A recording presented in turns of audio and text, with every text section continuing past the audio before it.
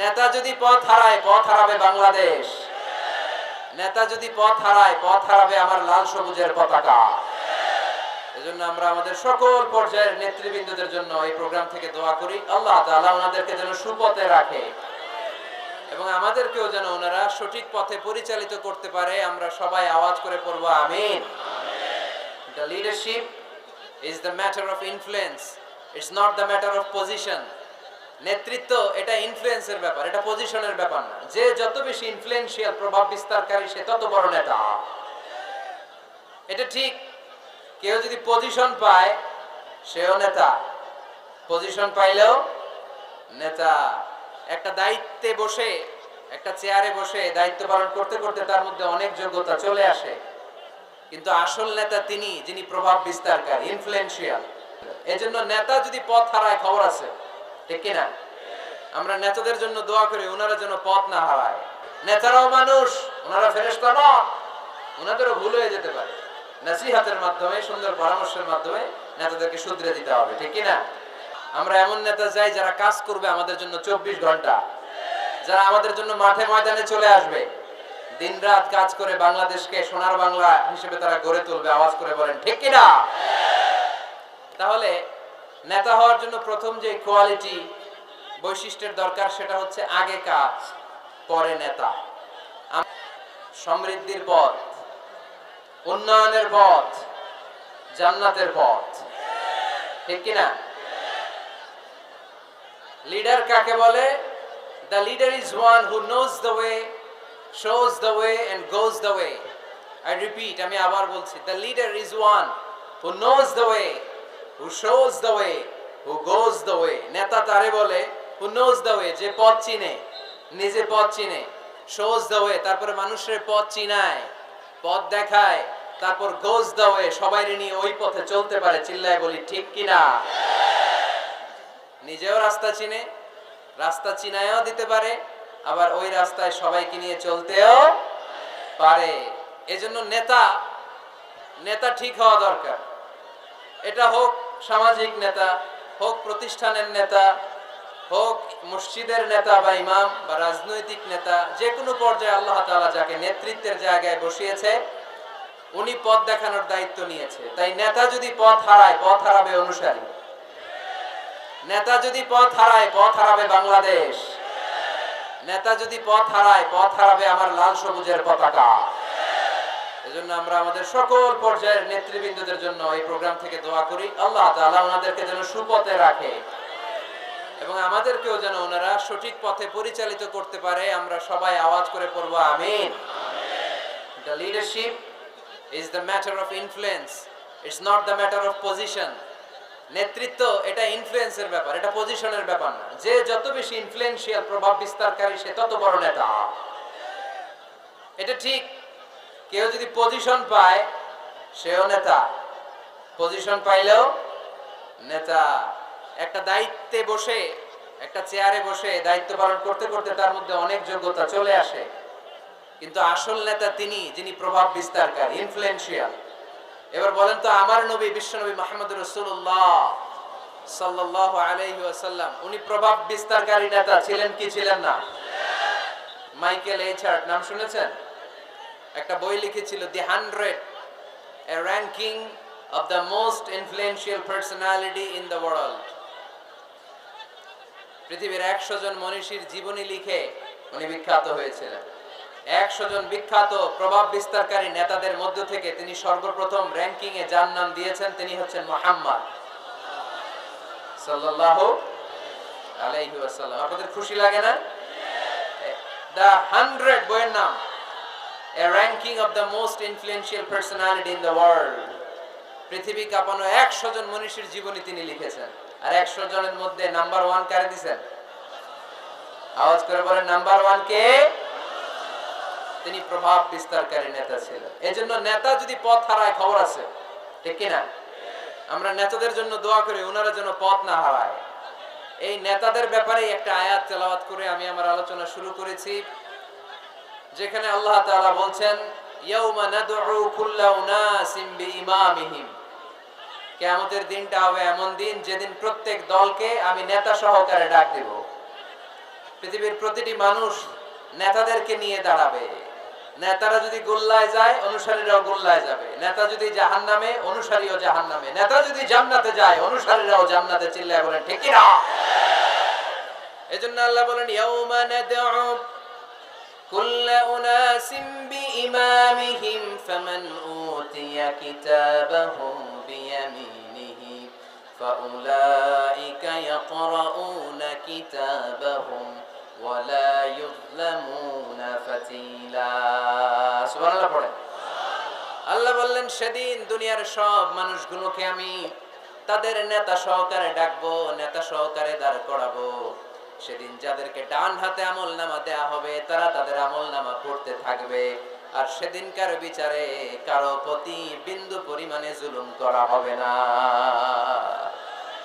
সুবহানাল্লাহ পড়েন। তাহলে আপনি কি একা একা দাঁড়াবেন? আপনার সাথে কে দাঁড়াবে?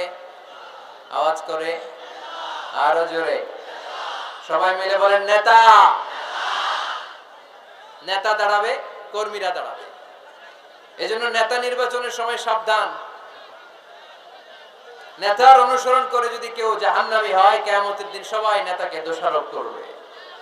ওয়াকালু রাব্বানা ইন্না আতা'না সাদাতানা ওয়া কুবারানা ফাআদাল্লুনাস সাবিলা।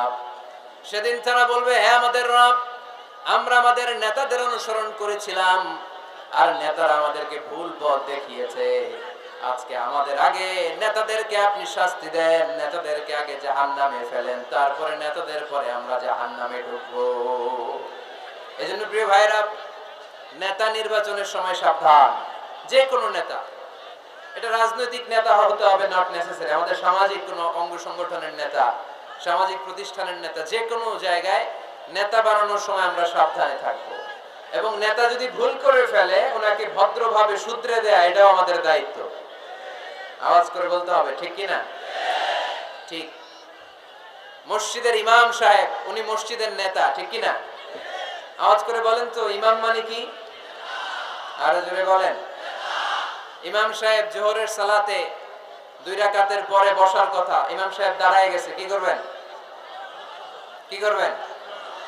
ইদা নাবা আহাদুকুম শাইউন ফি সালাতিকুম ফালিয়ুসাব্বিহ।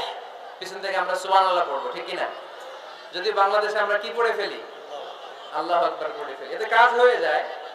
কাজ হয়ে যায়।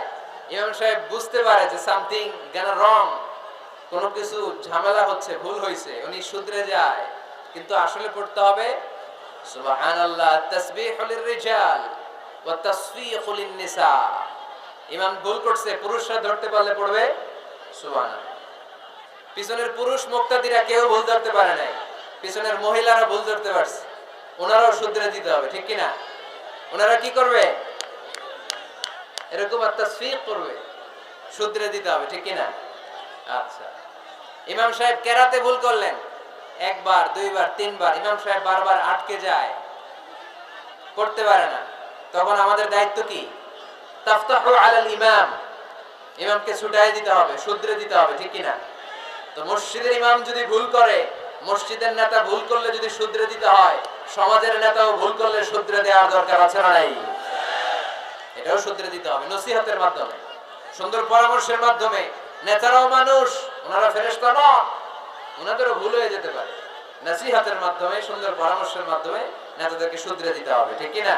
আমি প্রশ্ন করব, আপনারা আওয়াজ করে উত্তর দিন। আগে কি? সবাই উত্তর দিতে পারেন নাই, আওয়াজ করে বলেন আগে কি? পরে কি?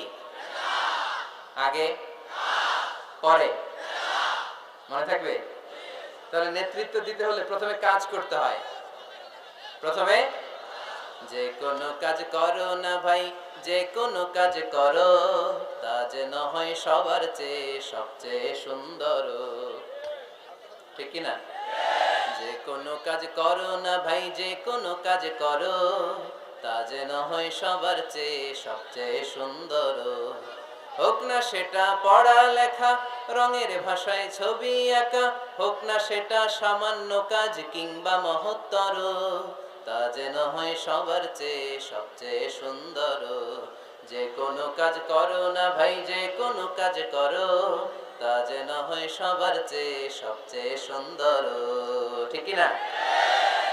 যেটাই করি আমরা ওটার জন্য উইথ প্রফেশনালিজম, সর্বোচ্চ ইফোর্ট দিয়ে যেন আমরা করি। যে করতে পারবে সেই নেতা হবে, সেই নেতা। তাহলে আমরা বুঝলাম আগে কাজ পরে, to serve before to lead. I repeat, আমি আবারও বলছি, to serve before to lead. নেতৃত্ব দেওয়ার আগে আগে কাজ করতে হবে। আরবিতে বলে সাইয়্যিদুল কওমি খাদিমুহুম। জাতির নেতা তো সে হয় যে জাতির খেদমত করে। খেদমত না করে নেতা হওয়া যায়? কাজ না করে নেতা হওয়া যায়? যায় না। এজন্য আগে কাজ। বক্তব্য দিলে চলবে না, ওই নেতা আমরা মানি না। কাজ করে দেখেন আপনি আমাদেরকে। জনগণের জন্য কাজ করেন, দেশের জন্য কাজ করেন, মাটি ও মানুষের জন্য কাজ করেন। তার মানে নবী হওয়ার আগেই, অফিশিয়ালি কোরআন আসার আগেই, অফিশিয়ালি নবুয়ত পাওয়ার আগেই আমার বিশ্বনবী জনকল্যাণমূলক কাজ শুরু করে দিয়েছিলেন। চিল্লায় বলতে হবে ঠিক কিনা? নেতা হন নাই, কিন্তু কাজ শুরু হয়ে গেছে। His mission is there, his vision is there, his work is there. নবী হন নাই, ওহী আসে নাই, কিন্তু কাজ বন্ধ ছিল। কথা কন। কাজ ঠিকই চলেছে। সেই ছোট্টবেলা থেকে তিনি দানবীর, ছোট্টবেলা থেকে মেহমান খাওয়াতে পছন্দ করেন, ছোট্টবেলা থেকে কখনো মিথ্যা বলেন না, ছোট্টবেলা থেকে আত্মীয়দের খোঁজ খবর নেন। সেই ছোটবেলা থেকে, ইয়াং বয়স থেকেই সত্য যেখানে বিপন্ন সেখানে তিনি লড়াকু সৈনিক হয়ে দাঁড়িয়ে যান। তার মানে আগে নবী কাজ করছেন, পরে নেতৃত্ব আসছে। কথা বুঝি নাই? আগে কি? চিল্লায় বলতে হবে আগে কি?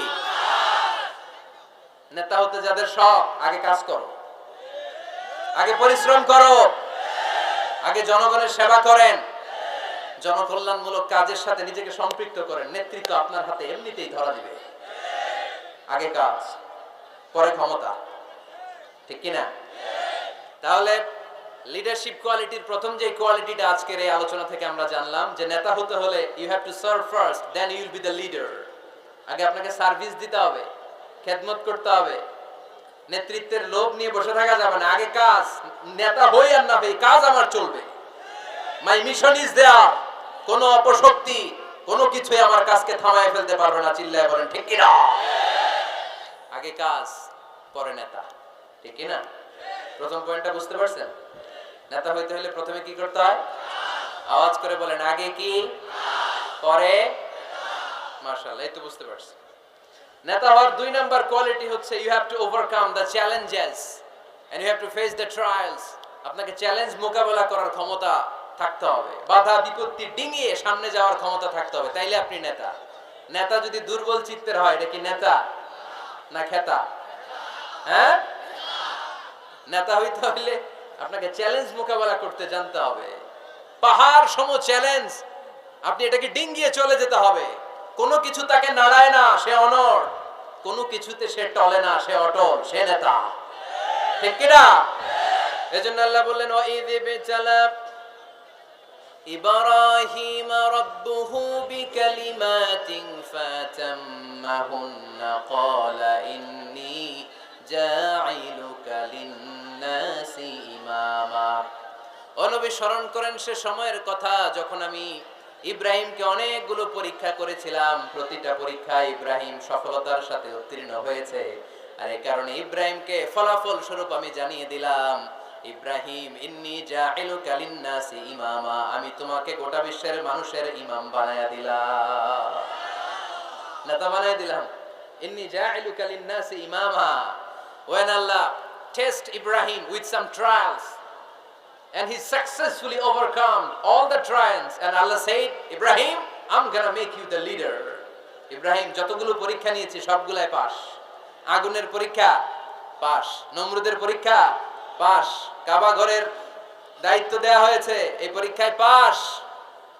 সন্তানকে মরুভূমিতে রেখে আসতে বলা হয়েছে, পাস। যতগুলো পরীক্ষা আমি নিলাম সবগুলাই তুমি পাস। তুমি বাধা বিপত্তি ডিঙিয়ে নিজেকে প্রমাণ করতে সক্ষম হয়েছে। আর ফলাফল স্বরূপ আমার ঘোষণা, ইন্নী জাঈলুকা লিন-নাসি ইমামা, আমি তোমার ইমাম বানায় দিলাম, নেতা বানায় দিলাম। তার মানে নেতা হতে হলে যত ওভারকাম আছে, স্ট্রাগল আছে, চ্যালেঞ্জ আছে, এগুলো ডিঙিয়ে সামনের দিকে আগাতে হয়। নেতা ভয় পাইলে চলে না। চিল্লা এখন ঠিক কিনা?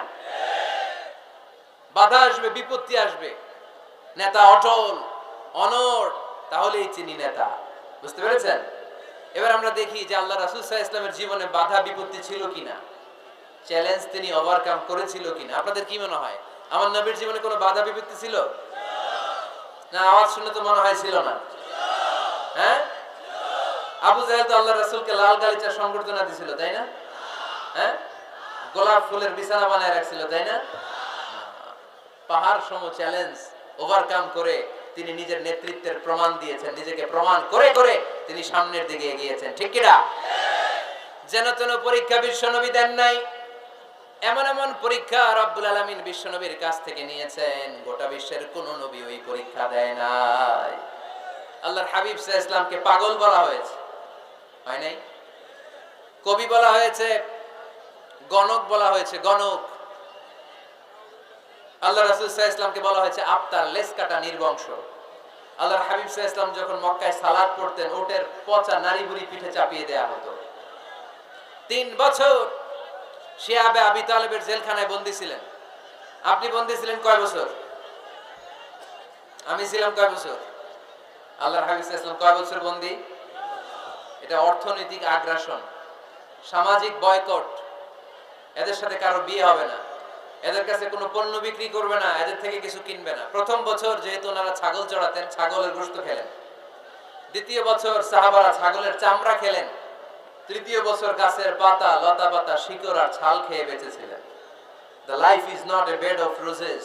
এই পৃথিবীটা কুসুমাস্তীর্ণ নয়, এটা কণ্টকাকীর্ণ। এই পৃথিবীতে কেউ কারোর জন্য জায়গা ছেড়ে দেয় না, এখানে জায়গা করে নিতে হয়।